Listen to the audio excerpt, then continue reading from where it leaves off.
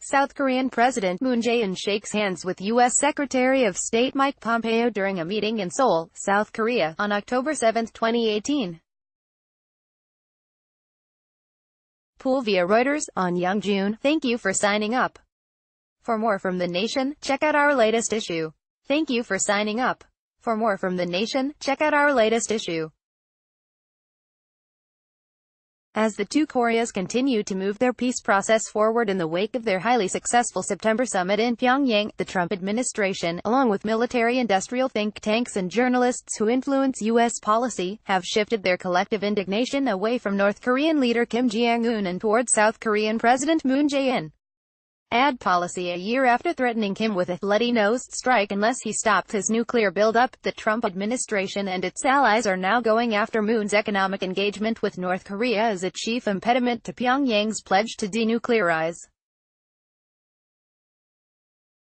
Moon, in their view, has weakened Trump's maximum pressure campaign of sanctions and military threats by moving too quickly on inter-Korean reconciliation and ignoring U.S. demands that sanctions be lifted only after the North's nuclear disarmament. In contrast, the United States has stood firm. "I haven't eased the sanctions," President Trump told Leslie Stahl on 60 Minutes this past Sunday in comments that were overshadowed by his defense of his professed love for Kim Jong-un. "I haven't done anything." A few days earlier, Trump sent shock waves to South Korea when he was asked about reports that Moon's government was considering the idea of terminating the sanctions and trade embargo that South Korea itself had imposed on the North in 2010. Trump said South Korea wouldn't lift sanctions on Pyongyang without American approval, and then repeated himself, "They do nothing without our approval." His arrogant assumptions were too much for the Jungang Daily, a conservative paper that generally supports U.S. policy. Trump's choice of the word approval could sound very offensive as it suggests the United States denies us our sovereignty, its editorialist wrote. The center-right Korea Times added that Trump's statement is seen as infringing on the national sovereignty of South Korea. In fact, the Moon government has been generally supportive of U.S. on UN sanctions and has consulted with the Trump administration about lifting them in specific instances. At the same time, President Moon is seeking support for sanctions relief as U.S. and South Korean negotiations with Pyongyang move forward. "I believe the international community needs to provide assurances that North Korea has made the right choice to denuclearize and encourage North Korea to speed up the process," he said this week in Paris during a visit with French President Emmanuel Macron. Moon is on a 9-day tour of European capitals that was followed up on Thursday when he met with the Pope at the Vatican and extended to him an invitation from Kim Jong-un to visit Pyongyang. The U.S. ambassador to South Korea, Harry Harris, underscored U.S. impatience when he warned in Seoul that the U.S. and South Korean governments must speak with one voice. "We are, of course, cognizant of the priority that President Moon Jae-in and his administration have placed on improving South-North relations," he told a conference on Tuesday co-sponsored by the U.S. government-run Wilson Center. "I believe this inter-Korean dialogue must remain linked to denuclearization, and South Korea synchronized with the United States." In what seemed like a tit-for-tat response, South Korea's ambassador to Washington, Cho Yoon-ja, responded on Wednesday to the U.S. concerns that Seoul is moving too fast on implementing its agreements with the North. "When inter-Korean relations are moving a little faster than North Korea-US dialogue, that gives South Korea the leverage to act as a facilitator and enables it to break through deadlocks between North Korea and the U.S., Cho said in a speech to South Korea's Sejong Institute and the U.S. Council on Foreign Relations. While agreeing that sanctions must be implemented faithfully, he argued that the momentum on one side can drive the process on the other and create a virtuous cycle. Cho pointed to the 3 summits between Moon and Kim as evidence, saying that they breathed new life into North Korea-US dialogue. The turning point for the Trump administration's relations with Seoul may have come on September 14, when the two Koreas opened a liaison office just north of the DMZ. They did this against the public recommendation of the State Department, which had initially warned that South Korea's supply of electricity, water, and other supplies to the Kaesong industrial complex would violate U.S. and UN sanctions. Since the virtual embassies opened, representatives from the two Koreas have had more than 60 face-to-face meetings, and the office has become a clearinghouse for over a dozen bilateral projects launched during the summit. The Korean snub of the State Department may have triggered another flare-up in early October, when the two Koreas began removing landmines along the DMZ as part of the bilateral military agreement signed during the Pyongyang summit to prevent an accident from spiraling into another war. The announcement of the pact greatly displeased Secretary of State Mike Pompeo. According to Korean press reports, he furiously harangued Moon's top diplomat, Foreign Minister Kang Kyung-hwa, in a blistering phone call that shocked many Koreans when its contents were made public in a parliamentary hearing. Pompeo's impatience was reignited this past Monday, following a weekend agreement by the two Koreas to hold a groundbreaking ceremony in late November or December for a massive binational project to link roads and railroads severed during the Korean War. Asked to comment, a State Department official tartly observed that sanctions must be enforced until the North denuclearizes. We expect all member states to fully implement UN sanctions, and take their responsibilities seriously to help end the North's illegal nuclear and missile programs, the diplomat told Yonhap News. The transportation deal also stoked the ire of the think tanks. As North-South rails get linked, U.S.-ROC alliance faces a new disconnect. Patrick Cronin, the director of the Asia-Pacific Security Program at the Center for a New American Security, a Democratic Party-aligned think tank, tweeted. The influential Center for Strategic and International Studies chimed in, pointing out that Seoul's latest move is expected to increase friction with its traditional ally Washington over the pace of inter-Korean engagement. Criticism of Moon is also coming from liberals, including former advisors to President Obama. They have zeroed in on South Korea's interest in a declaration to end the Korean War, which the North has said should be a precursor to any nuclear agreement.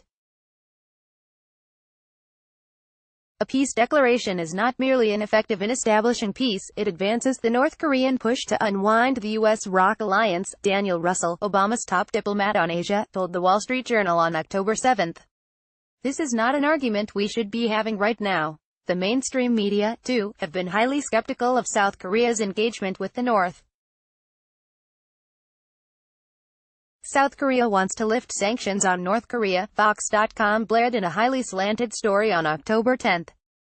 That could kill Trump's nuclear plan, and in an October 15 story from Tokyo, The Washington Post asserted that recent North-South agreements come amid some concerns in Washington about the enthusiasm with which Moon has embraced North Korean leader Kim Jong-un, despite the fact that North Korea has so far taken no concrete steps to disarm. This fact, of course, is disputed by the North as well as by the Moon government and many analysts familiar with Pyongyang's behavior. Meanwhile, as if to underscore its contempt for the people of North Korea, the Trump administration, in a decision made by Pompeo himself, has blocked several predominantly Christian U.S. aid groups from traveling to North Korea to deliver humanitarian aid. It has become clear that the Trump administration regards the provision of humanitarian assistance to the North Korean people as a legitimate target for its maximum pressure campaign, said Keith Luce, executive director of the nonprofit National Committee on North Korea. It's a disturbing new trend in American maximum pressure to use humanitarian work as a lever of pressure, added Jennifer Dybert, North Korea program coordinator at the Mennonite Central Committee, one of the groups barred from traveling, in an interview with NK News. A few days later, Moon's health minister, Park Nung-hoo, told the National Assembly in Seoul that the United States was blocking South Korea's own efforts to provide medical aid to the North. The Trump administration's criticism of the Moon government has been amplified by a hardline cadre of commentators who have no qualms about trashing and even red-baiting the South Korean president. One of the most outrageous has been Gordon Chang, a prominent writer for the Daily Beast who has allied himself with South Korea's fringe right wing and parrots their propaganda in his many appearances on media, from MSNBC to Fox. On October 13, Chang tweeted, "Is Moon Jae-in a traitor? He speaks so passionately about." Chang's strident attacks on Moon noticeably increased in tempo and vitriol after he was the guest of honor at a dinner at the Trump International Hotel in Washington on October 2, hosted by the extreme-right Korean Patriot Party. It was founded in 2017 to oppose the impeachment of former President Park Geun-hye, who is now in a Seoul jail cell after being removed from power for corruption. The party regularly holds anti-Moon rallies in downtown Seoul, where its fervent supporters wave U.S., South Korean, and Israeli flags. In remarks at the National Press Club, Patriot Party leader Won Jin-cho, its only member in the Korean parliament, explained that he was in the United States to warn the Trump administration that President Moon is a pro-North Korean leftist with socialist aims, who is intent on serving the interests of Kim Jong-un. The Moon government wants to fight America, he asserted. The only way for South Korea to survive is to get rid of his leftist policies. Chang's presence at the party's dinner that night was conveyed in a handout distributed at the press conference. "I was the only reporter there." One reason for the Trump administration's criticism of Moon is the notable shift away from sanctions by China and Russia, who both hold veto power over the UN Security Council. In a meeting last week in Moscow, the deputy foreign ministers of China, Russia, and North Korea called on the UN to adjust the sanctions and instead establish a peace mechanism on the Korean peninsula through bilateral and multilateral cooperation. For its part, North Korea has signaled that it sees lifting the sanctions as equally important as an end-of-war declaration, according to the liberal Hankyoreh newspaper in South Korea. It quoted from a recent commentary posted on KCNA, the North Korean news service. "Considering how much time has passed since we stopped our nuclear tests and suspended our ICBM launches, it is only right for the sanctions to disappear accordingly, considering that they were concocted on the pretext of those actions," the North Korean column said. "It's customary to give back as much as you take, but the U.S. keeps taking without giving anything in return." Meanwhile, recent polls in South Korea show that Moon's popularity has risen to 65% since his last summit with Kim.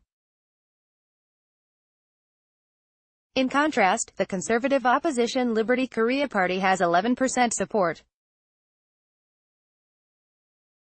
Gordon Chang's allies in the Patriot Party don't even show up in the numbers, underscoring its irrelevance and obscurity.